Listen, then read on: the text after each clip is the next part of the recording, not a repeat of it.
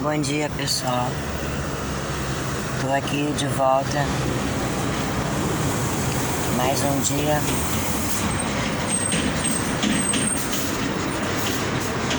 Eu tava aqui raciocinando que o segredo é manter a mente sempre alerta, mas sem pensamentos.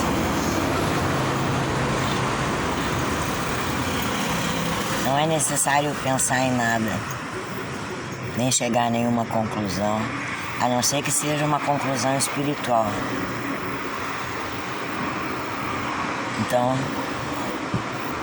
hoje eu acordei com a mente bem alerta, mas num alto astral.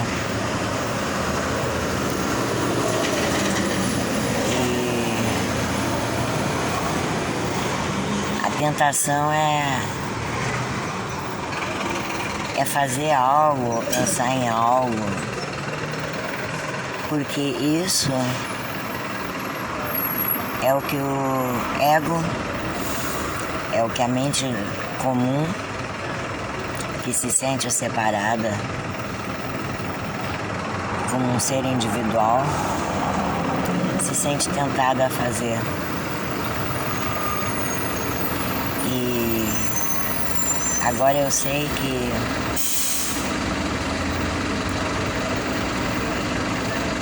isso não ajuda nada no despertar da consciência. Então, eu dou uma freada na mente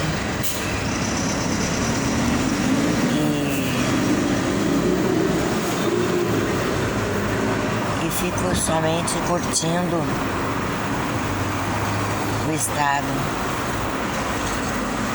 de sentir a mente alerta e de ver o mundo, ver as coisas.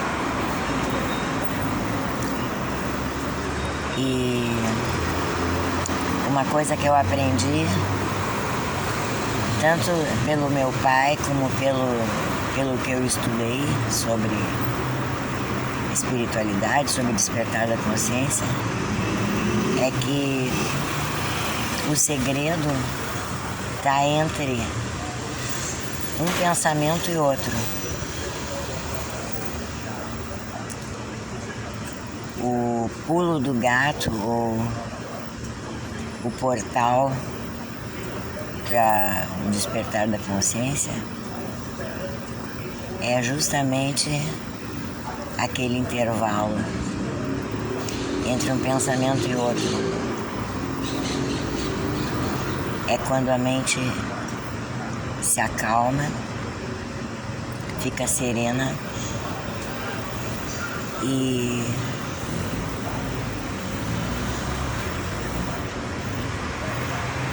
não, vamos começar de novo. Então, o segredo da meditação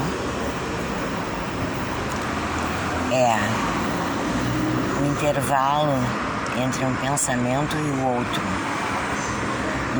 No intervalo entre um pensamento e o outro, tem um momento de pausa,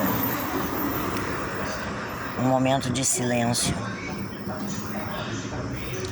E se a gente consegue manter esse momento, prolongar ele, a mente se acalma então. A mente se acalma e fica silenciosa. E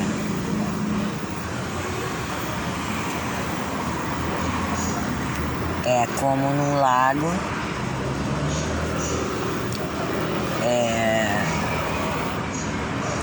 comparando a mente com um lago,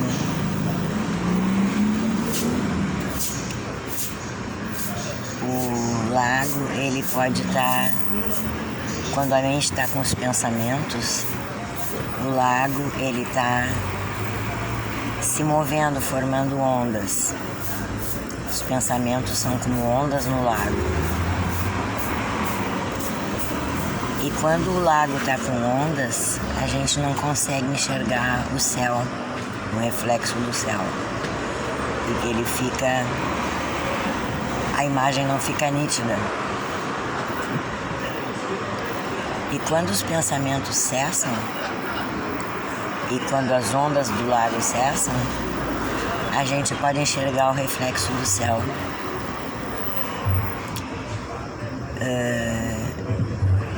E quando os pensamentos cessam, a gente pode enxergar a realidade tal como ela é, sem interferência, sem projeções, onde eu boto valores, onde eu boto interpretações, onde eu boto memórias. Isso tudo fica... cessa, fica stillness, sem memória, sem interpretações,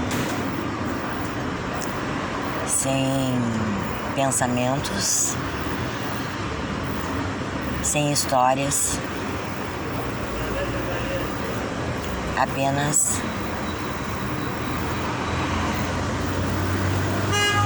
a percepção olhando sem interpretar. E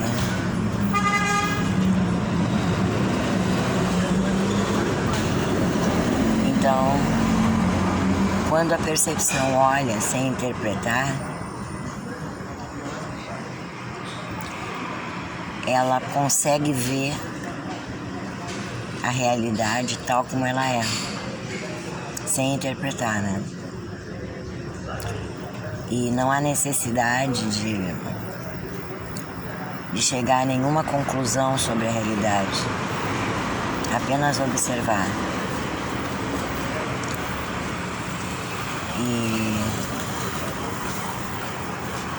E isso é o que eu estou me dando conta agora, né?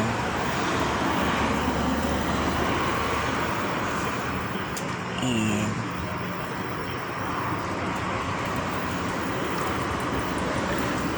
daqui a pouco eu volto. A tendência da mente egóica é interpretar,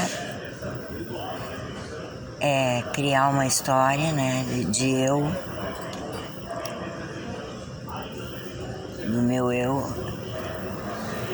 Então esse eu, ele se fortalece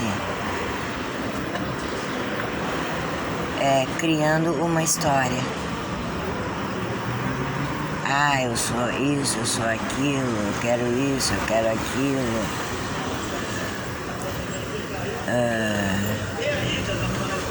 Isso me lembra disso, aquilo me lembra daquilo.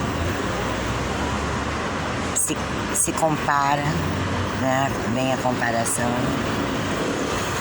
E quando a mente está quieta e o ego está adormecido, essas coisas não acontecem.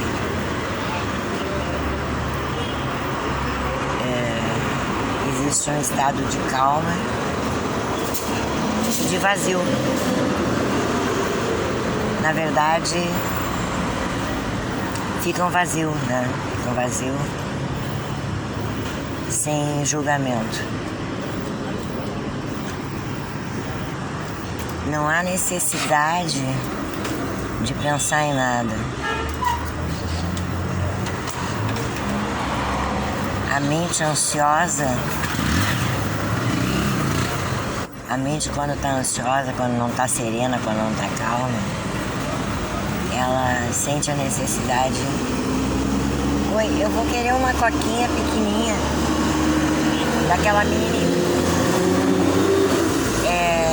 A mente quando ela está ansiosa, quando ela não está serena,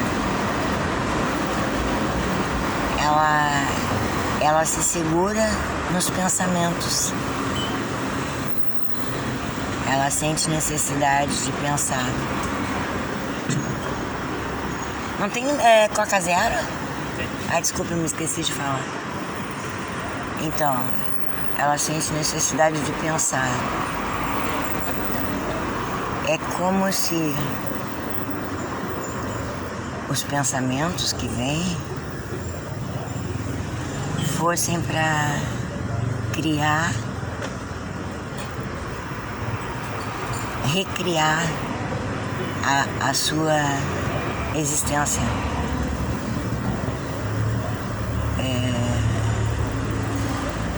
Como se eu não pensando nada, eu ficando quieta, eu deixasse de existir. Eu acho que é mais ou menos assim que a mente sente. Que se ela não pensar em nada, ela vai deixar de existir. E isso é uma fantasia do ego. Porque é claro e simples e incontestável que a vida continua, mesmo sem os pensamentos.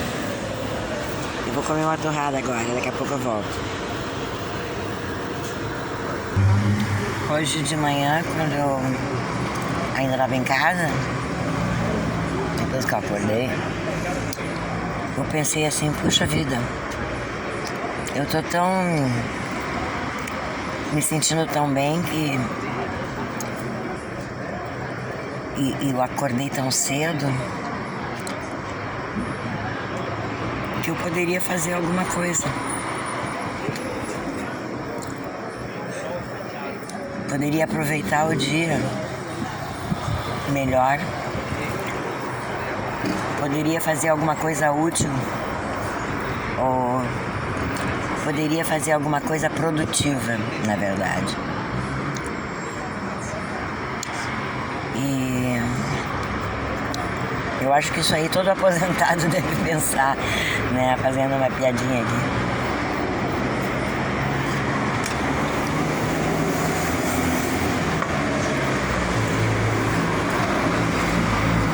Todo aposentado deve pensar isso.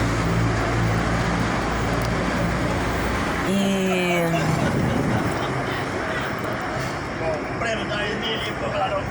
pode ser que futuramente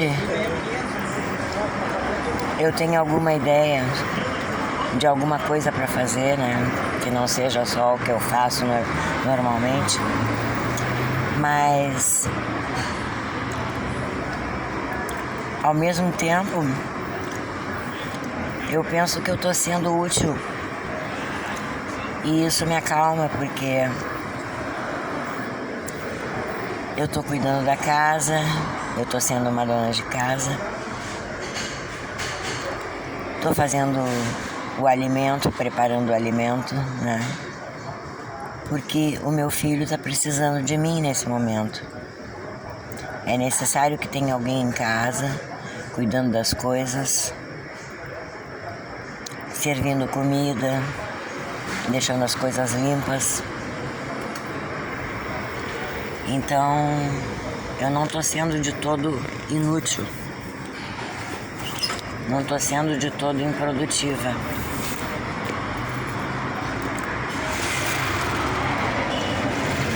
E por causa da energia excedente que eu tô no dia de hoje, é que eu pensei isso.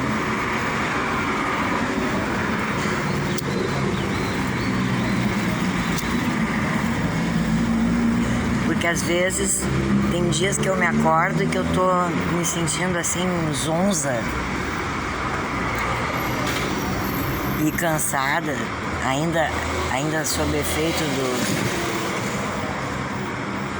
do sono. E aí realmente eu ainda sinto a necessidade de ficar mais inativa, né?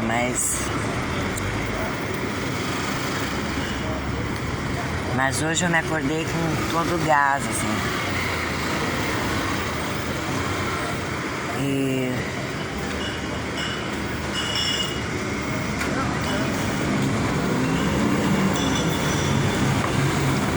não sei o que isso significa. Não sei o que isso significa. Mas é um bom sinal, eu acho. Seria bom se fosse assim todos os dias. Que eu me acordasse bem já desperta, né? Eu tive 2 sonhos essa noite, mas eu não me lembro direito. O primeiro sonho eu me lembro vagamente que tinha 2 pessoas com quem eu tinha relações, não sei que tipo de relacionamento, mas eram pessoas da minha roda, do meu contato. Eram 2 homens. Não sei que tipo de relação eu tinha com essas pessoas, mas um deles queria matar o outro. E o outro ia chegar.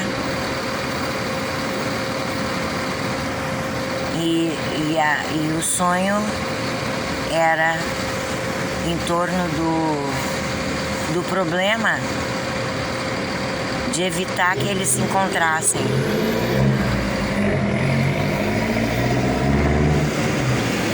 Porque caso eles se encontrassem, esse que queria matar poderia realmente ir às vias de fato. Poderia matar o outro. Então o sonho era esse.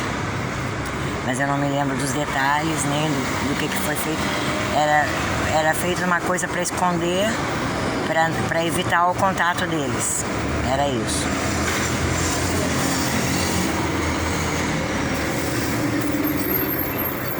Obrigada.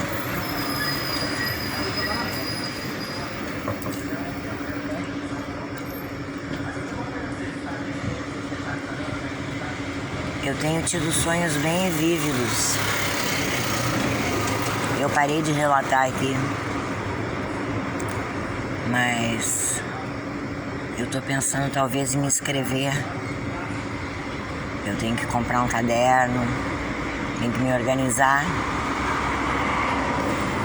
para relatar os sonhos escrito, né, por forma escrita, porque eu não posso ficar guardando os vídeos, porque senão o armazenamento fica cheio e aí depois eu já não posso gravar. Então eu tenho que escrever.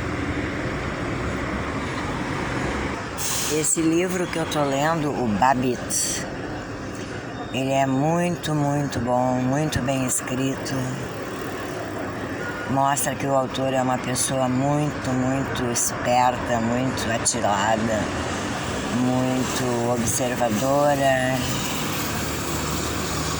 e que consegue colocar em palavras coisas que às vezes a gente percebe e não sabe explicar. Ele fala sobre um cara de meia idade, casado, com filhos, um americano, que tem um escritório de corretagem de imóveis. E ele conta toda a trajetória desse personagem. E eu tava pensando, né? Como transformar a leitura numa coisa útil. Como aproveitar bem a leitura, né, de um livro. Porque teve épocas já que eu lia e era como ver um filme, ou era uma coisa que só servia naquele momento. Era uma curtição, digamos assim. Olha a lua lá. Vocês estão vendo? Era uma curtição. Eu lia e terminei de ler, acabou, não fazia aquilo fazer sentido. E agora eu tô aprendendo comigo mesma como aproveitar melhor a leitura, como chegar a alguma conclusão sobre o que foi lido e o que pensar sobre o que foi lido. E a conclusão que eu cheguei desse livro é que ele relata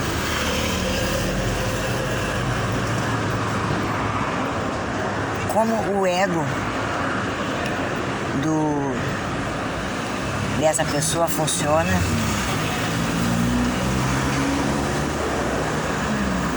quais são os pensamentos dele, qual é a visão que ele tem do mundo, quais são os defeitos dele, as suas fragilidades. Ele poderia se classificar como um conservador e ele não é totalmente inteligente, ele não é muito culto.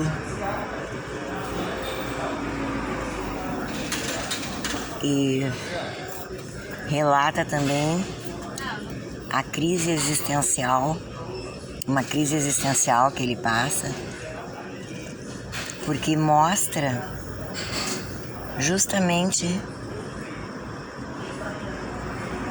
como o ego é insatisfeito. Isso é muito interessante. Mostra como o ego é insatisfeito e que ele não consegue ser feliz. Isso é que é bom no livro.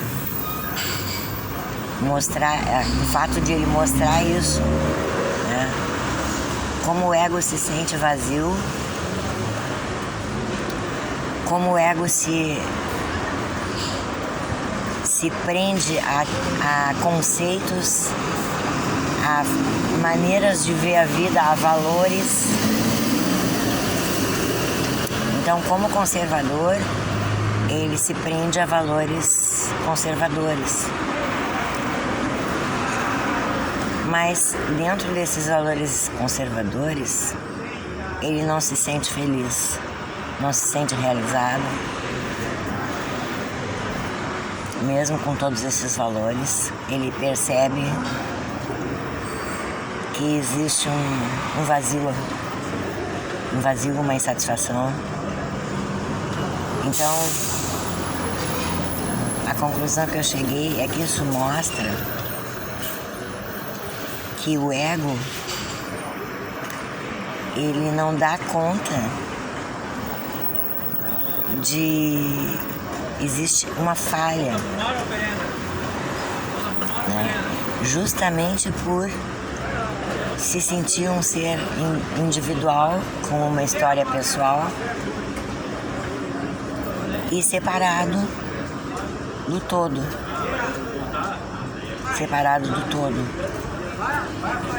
Isso mostra brechas onde ele não consegue dar conta de se sentir satisfeito. Então, isso que o autor mostra muito bem. Aí ele tem várias crises, né? Numa delas ele resolve fugir de tudo e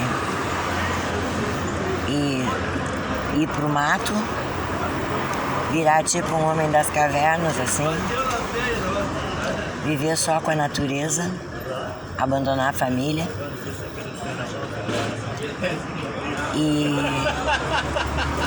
Mas aí ele resolve voltar, ele não leva adiante isso aí.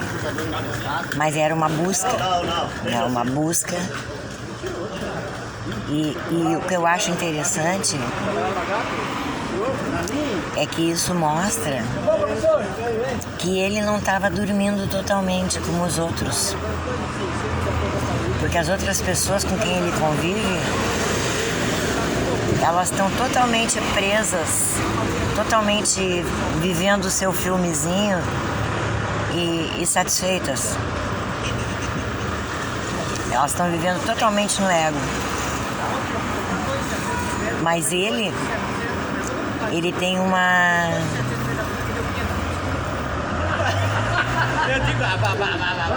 Ai, essa gente não para de tagarelar aqui.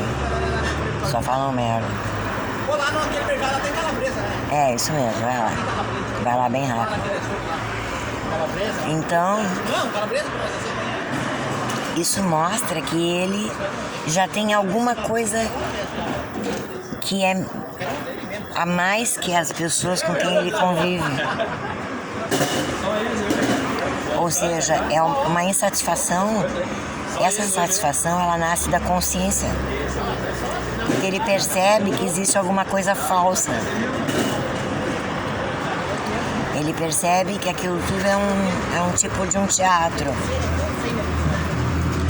E ele sente essa insatisfação, essa infelicidade que ele não sabe explicar direito o que é. A vivência espiritual dele é na igreja evangélica. Nos Estados Unidos, é protestante, né? Nos Estados Unidos, a igreja predominante não é a católica, é a evangélica. E ele começa a ver as hipocrisias da igreja, vê que aquilo ali não adianta nada para ele evoluir espiritualmente, não satisfaz espiritualmente. Então isso aí já mostra que ele tem uma chama, uma fagulha de consciência que está despertando e percebe que tudo é uma grande farsa e que aquela farsa não satisfaz. Então ele vai, dentro dessa insatisfação dele, ele vai buscar respostas, vai buscar saídas para tentar fugir do que ele considera uma prisão. Ele considera a vida dele como uma prisão insatisfatória, que realmente, no fundo, não traz satisfação. Então, eu achei muito importante isso, porque o mundo do ego, esse mundo do ego, da consciência adormecida, ela não traz satisfação porque a pessoa não está desperta espiritualmente. A consciência dela não está desperta. E depois ele entra numa vibe de... Ele consegue, arranja uma amante e vai viver uma vida... A mulher dele tem que se afastar por uns meses para cuidar da irmã. E ele aproveita essa deixa para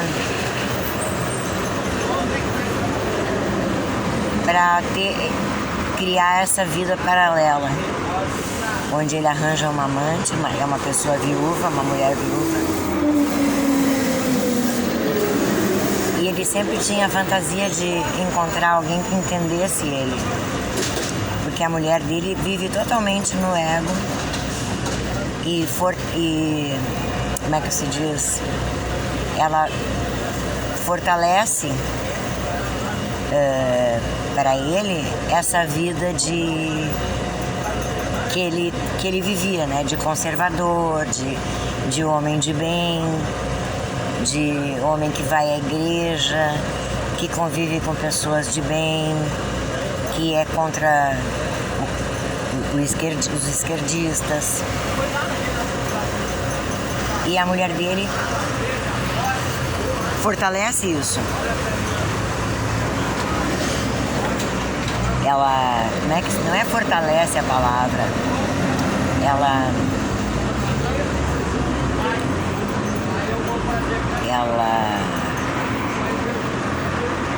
qual a palavra que eu poderia usar? Eu vou usar fortalece mesmo, mas não é essa a palavra. Ela reassegura isso. Ela sempre, se ele demonstra alguma insatisfação, alguma coisa, ela procura buscar ele de volta para o mundo, para esse mundinho, e dizer que ele está errado e que ele tem que voltar a viver como um homem de bem, como toda aquela coisa. E aí, no momento em que ela viaja, ele busca a saída arranjando uma amante que na fantasia dele é alguém que vai entender ele, que vai escutar ele, que ele vai poder se desabafar com ela. Só que ela, passado algum tempinho assim, ele descobre que ela tem uma turma. E essa turma é uma turma de pessoas diferentes que não se enquadram muito no padrão do mundo.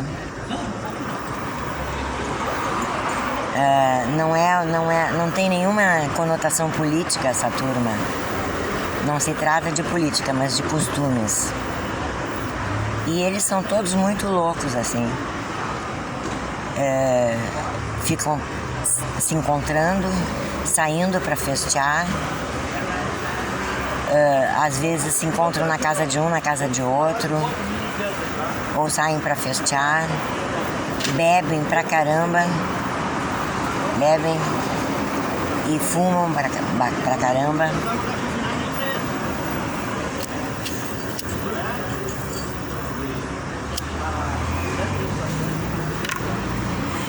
E ele,